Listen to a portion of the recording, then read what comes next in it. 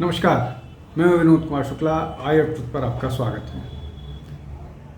जिन चार विषयों को लेकर आपके सामने मैं अभी बात करूंगा, उनमें जो सबसे पहला विषय है वो वाइस प्रेसिडेंट के जो कैंडिडेट हैं, जिनके लिए वोटिंग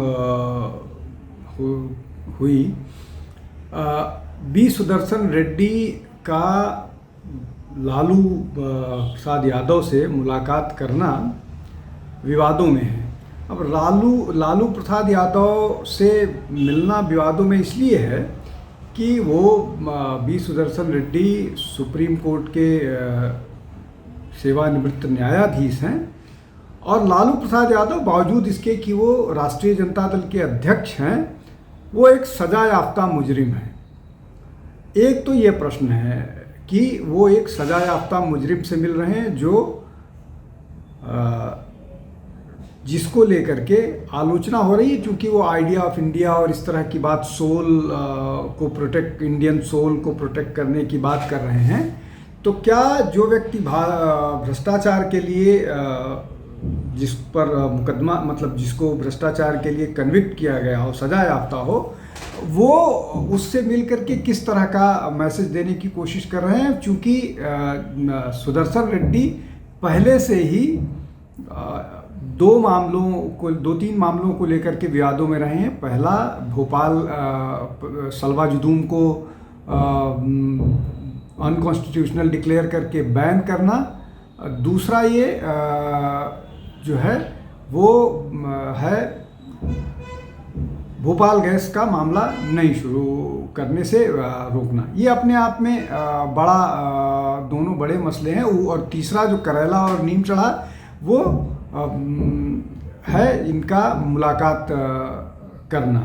अब वो बहुत सारे और लोगों से मिल रहे हैं, लेकिन लालू प्रसाद यादव न केवल इस मामले में बल्कि और भी बहुत सारे मामले, जैसे जॉब को लेकर के जो लैंड फॉर जॉब है उसके लिए भी उनके खिलाफ मुकदमा है। तो इस तरह के व्यक्ति को से मुलाकात अपने आप में उनके कैंडिडेचर को लेकर के एक विवाद और प्रश्न चिन्ह तो करता ही है। जो दूसरा महत्वपूर्ण मसला है वो एसआईआर को लेकर के सब लोग अपनी जीत का दावा कर रहे हैं कि सुप्रीम कोर्ट ने ये कहा है कि आधार को जो है 12वां डॉक्यूमेंट के रूप में स्वीकार करना पड़ेगा इलेक्शन कमीशन ऑफ इंडिया को, और इसके लिए नोटिफिकेशन जारी करना पड़ेगा। और इसको लेकर नोटिफिकेशन की बात हो रही है, लेकिन इस बीच इसमें दो तीन और चीज़ें हैं जिसको समझना ज़रूरी है। सुप्रीम कोर्ट की रूलिंग में जो बात है वो निश्चित तौर पर बोला गया है कि इसको वन ऑफ द डॉक्यूमेंट्स के रूप में स्वीकार करना पड़ेगा, लेकिन ये एक सिर्फ आइडेंटिटी का प्रूफ होगा, ये सिटीजनशिप का प्रूफ नहीं होगा। एक बात। दूसरी बात ये कि आधार कार्ड की वैलिडिटी को लेकर के कि वो उसकी वैलिडिटी ठीक है नहीं है, वो गलत नहीं है, फेक डॉक्यूमेंट से प्रोक्योर किया हुआ नहीं है, इस बात को निर्धारण करने की जिम्मेदारी जो है वो ये इलेक्शन कमीशन के पास ही होगी।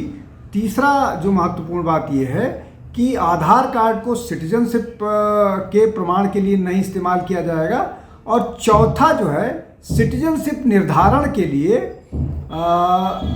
इलेक्शन कमीशन अगर वो एमपीज एमएलए के सिटीजन्स पर वो कर सकती है, तो जब मामला उनके पास आएगा कि फला व्यक्ति सिटीजन है या फला व्यक्ति सिटीजन नहीं है, इसका निर्धारण supreme court election commission of India कर सकता है। अब तीसरा मसला जो है वो राहुल गांधी की मलेशिया यात्रा को लेकर के है। राहुल गांधी की मलेशिया यात्रा का मसला शुरू हुआ एक तो इस बात से लेकर के कि वो लापता हैं और अचानक पता लगा कि वो मलेशिया गए हुए हैं। मलेशिया में उनकी बहुत सारी तस्वीरें आई कि वो किस तरह से स्कूटी चला रहे हैं और किस तरह से लोगों से इंटरेक्ट करते हुए। देखिए, इसमें दो तरह की चीज़ें आई।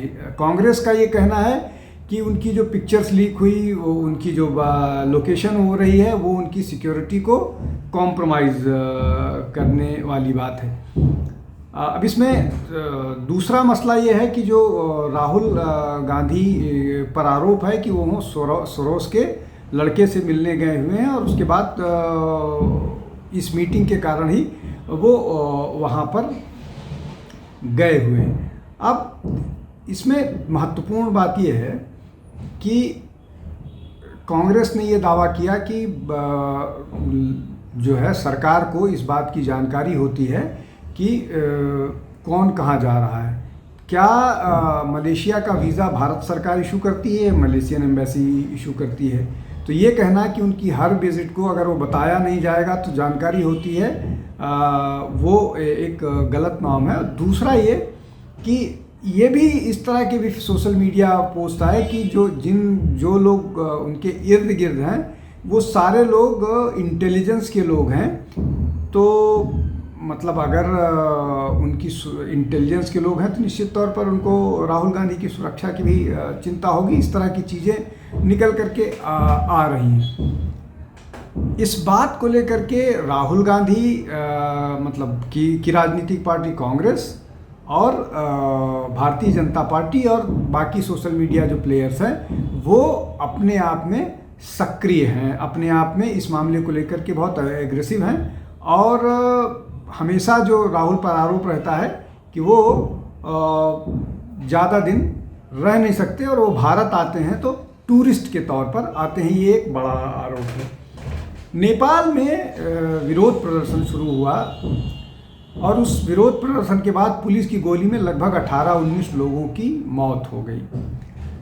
श्रीलंका, पाकिस्तान, बांग्लादेश, भारत में कोशिशें और उसके बाद अब नेपाल में इस तरह का अनरेस्ट, ये पूरे के पूरे रीजन में जो एक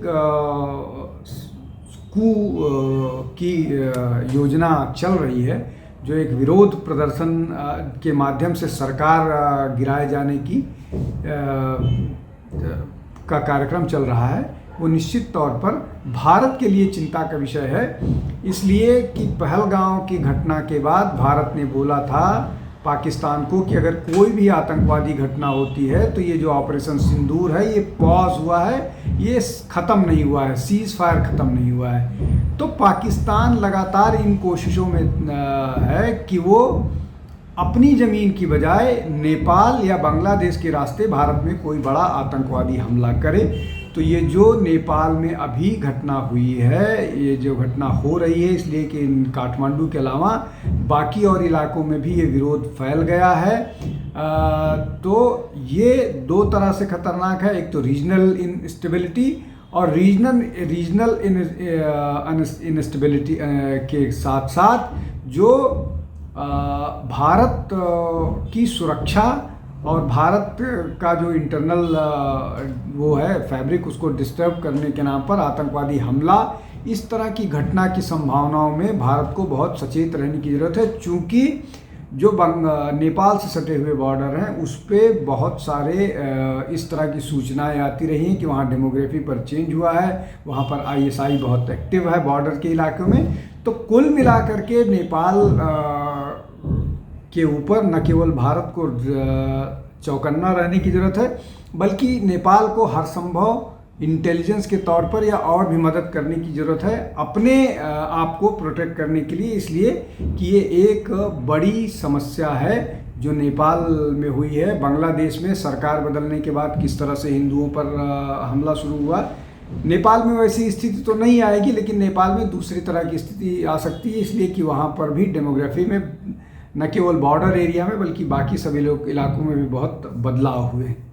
आज के लिए बस इतना ही। आप हमारे साथ जुड़ते रहिए, हमारे चैनल को लाइक कीजिए, शेयर कीजिए, सब्सक्राइब कीजिए। बहुत बहुत धन्यवाद। नमस्कार। हमारे चैनल आई ऑफ ट्रुथ को सब्सक्राइब कीजिए यूट्यूब पर, इसे फॉलो कीजिए फेसबुक पर, इंस्टाग्राम पर, ट्विटर पर और कू पर।